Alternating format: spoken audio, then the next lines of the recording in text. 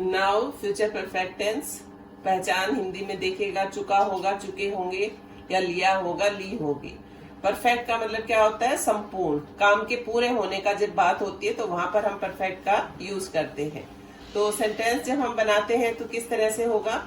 जैसे सब्जेक्ट तो सबसे पहले सिंपल सेंटेंस में लगेगा ही। उसके बाद आपको मैंने बताया फ्यूचर में विल और शैल कंपल्सरी हेल्पिंग वर्ब्स हैं सभी टेंसेस के लिए। तो यहाँ पर परफेक्ट है तो परफेक्ट में जैसे हैव जो है वो परफेक्शन शो करता है, हैज, हैव, हैड। तो यहाँ पर हो जाएगा विल हैव, शैल हैव। और जब हैव लगता है, हैज लगता है या हैड लगता है तो वर्ब की थर्ड फॉर्म आती है। और उसके बाद आपने ऑब्जेक्ट लगाना है अगर गिवन है तो। नेगेटिव सेंटेंस अगर होगा तो सब्जेक्ट के बाद will not have, shell not have. Note को विल और हैव के बीच में लगाना है। जैसे जब हम मार्केट जाते हैं तो पैसे हमेशा बीच वाली जेब में सेफली रखते हैं, तो ऐसे ही नोट को सेफली आपने विल और हैव के या शैल और हैव के बीच में लगाना है। और उसके बाद थर्ड फॉर्म ऑफ वर्ब लगाएंगे और फिर ऑब्जेक्ट होगा। इंटेरोगेटिव सेंटेंसेस में अगर देखें तो विल और शैल से हमने स्टार्ट करना है because these are the main helping verbs. उसके बाद सब्जेक्ट होगा और फिर हैव होगा और थर्ड की फॉर्म एज यूजुअल आपको लगानी है। आफ्टर दैट ऑब्जेक्ट और लास्ट में क्वेश्चन मार्क। इंटेरोगेटिव नेगेटिव में will, shall, subject, not, have और third form of the verb के साथ ऑब्जेक्ट लगेगा। एग्जाम्पल इसका देखें।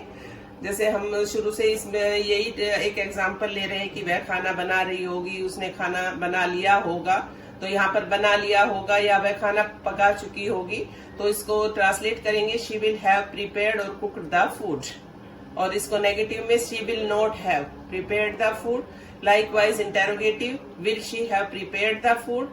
और इंटेरोगेटिव नेगेटिव में will she not have prepared the food. अब ये सिंपल सेंटेंसेस हो गए, चारों टाइप के आपको बता दिए गए। इसमें कुछ कंडीशनल सेंटेंसेस भी आते हैं। जैसे मेरे घर पहुंचने से पहले मेरी माँ ने खाना बना लिया होगा। तो यहाँ पर जैसे मैंने आपको बताया था पास्ट परफेक्ट में, इसी तरह से इसमें भी दो काम एक सेंटेंस में हो रहे हैं, एक बाद में होगा, एक पहले होगा।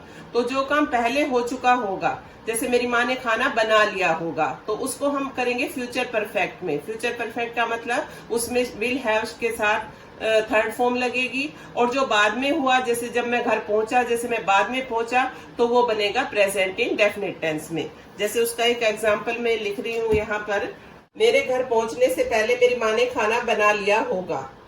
तो मैं जैसे घर बाद में पहुंचा, माँ ने खाना पहले बना लिया, तो जो काम पहले हुआ उसको हम करेंगे परफेक्ट में। तो my mother will have cooked the food.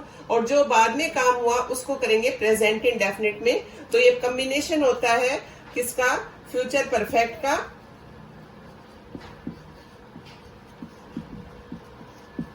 Plus future indefinite का कंडीशनल सेंटेंस में।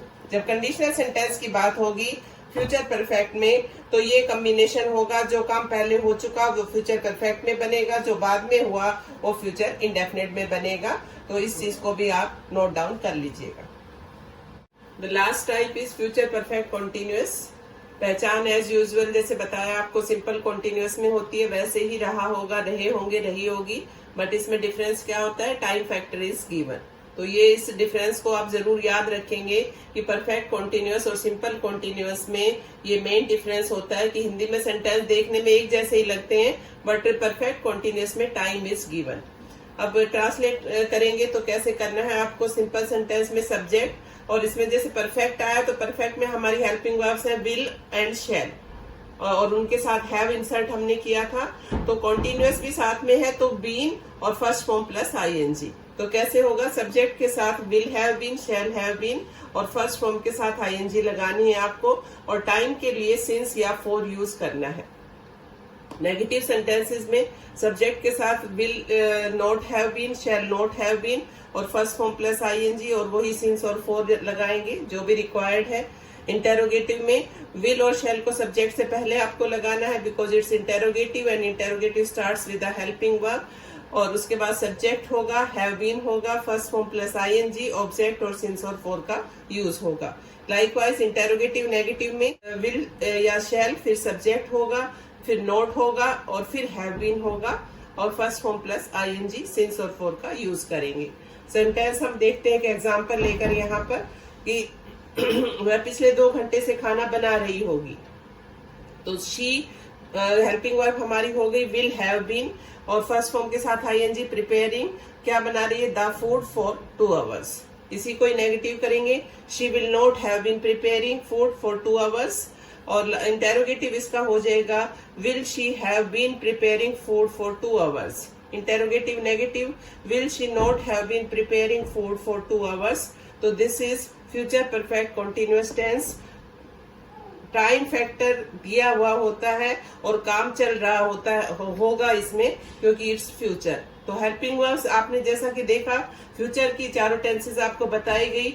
मेन जो हेल्पिंग वर्ब यहाँ पर यूज हुई है सभी टेंसेस में, that is will and share, और इन एडिशन टू दैट वहां पर कुछ और लगाया, कहीं हमने बी का यूज किया, कहीं हैव लगाया, कहीं बीन लगाया, तो वो थोड़ा सा डिफरेंस है। तो आप उस चीज को चेक कीजिएगा, जब आप वीडियोज को ध्यान से देखेंगे तो आपको जरूर ये बातें समझ में आ जाएंगी। तो इस तरह से जो हमारा टेंसेस का जो टॉपिक है ये ओवर होता है। सिंपल टेंसेस के ऊपर जो भी हमने टॉपिक दिया बहुत इजी लैंग्वेज में, ताकि सब बच्चे ज्यादा से ज्यादा समझ पाएं। और हमने हिंदी का ज्यादा से ज्यादा यूज किया है because it's our mother tongue.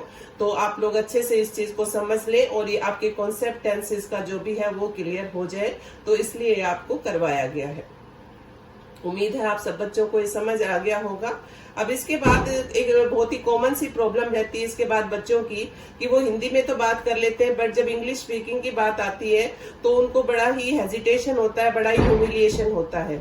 तो अब नेक्स्ट वीडियो में कुछ आपको ऐसे सेंटेंसेस दिए जाएंगे जो आप डेली यूज में यूज कर सकते हैं, और अपना जो आपका इम्प्रेशन है उसको आप अच्छा बना सकते हैं। तो नेक्स्ट वीडियो हमारी जरूर देखिएगा, और उसके लिए आपको चैनल को सब्सक्राइब करना होगा ताकि जो भी रिसेंट अपडेट्स है आपको मिलती रहे। Thank you.